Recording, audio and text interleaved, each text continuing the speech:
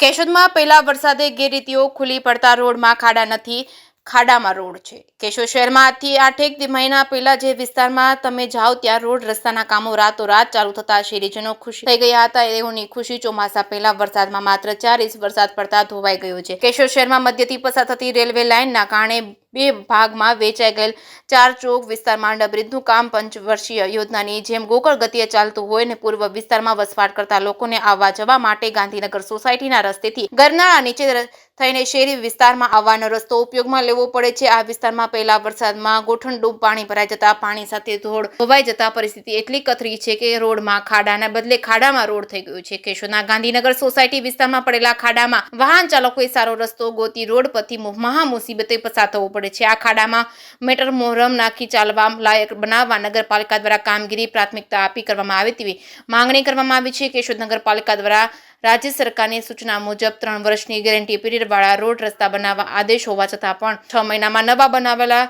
રસ્તાઓ બિસ્માર બની જતા ગેરરીતિઓ ખુલ્લી પડતા શહેરીજનો દ્વારા જવાબદારી એજન્સી વિરુદ્ધ બ્લેકલિસ્ટ કરવાની માંગ ઉઠી છે। થોડા દિવસોમાં હિન્દુ તહેવારો શરૂ થવાના છે ત્યારે કેશોદ નગરપાલિકાના અધિકારીઓ અને પદાધિકારીઓ જનપ્રતિનિધિઓ દ્વારા હકારાત્મક અભિગમ અપનાવી કાર્યવાહી કરવામાં આવશે કે નહીં એ તો હવે આવનારા દિવસોમાં શહેરીજનોમાં રોષનો સામનો કરવો પડશે। છે કેસિંગ ગુજરાતી સાથે રાજુ પંડ્યા, કેશોદ। આમ આદમી પાર્ટી સંગઠન મંત્રી આજે પાટા વિસ્તારના બાજુનો રોડ કે સવારથી સાંજ સુધીમાં લાખો માણસની સંખ્યા નીકળતી હોય છે।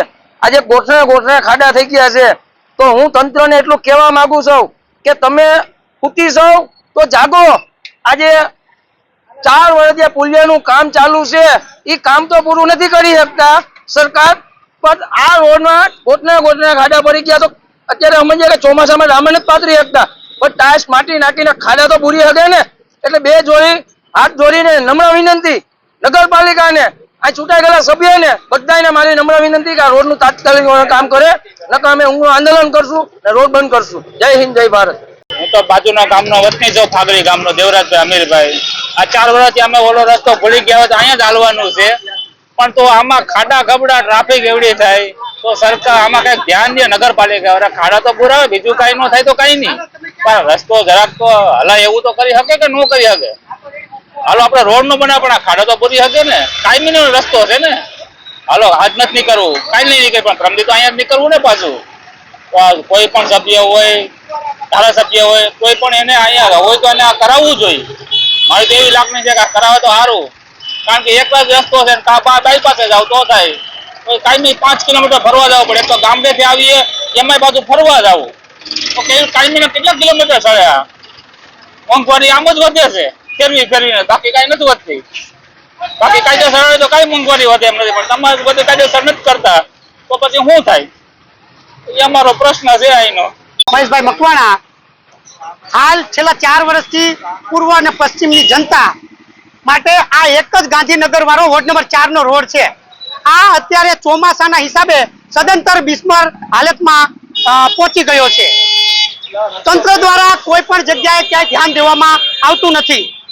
મારી તંત્રને વિનંતી છે કે ચાઇના જેવા રોડ કેશોદની જનતાને જોતા નથી। ગેરંટી પીરિયડ વાળા રોડ આપો, ઉપરથી ગ્રાન્ટ આવે છે ગેરંટી પીરિયડ વાળી, તો ગેરંટી પીરિયડ વાળા રોડ આપો અને તાત્કાલિક ધોરણે આ રોડ રિપેર થાય એવી મારી નમ્ર વિનંતી છે। જો આ રોડ તાત્કાલિક ધોરણે નહીં રિપેર થાય તો સમગ્ર પૂર્વની જનતા નગરપાલિકાનો ઘેરાવ કરશે અને આંદોલન કરશે। તેથી નમ્ર વિનંતી છે તાત્કાલિક ધોરણે આ રોડ રિપેર કરવામાં આવે।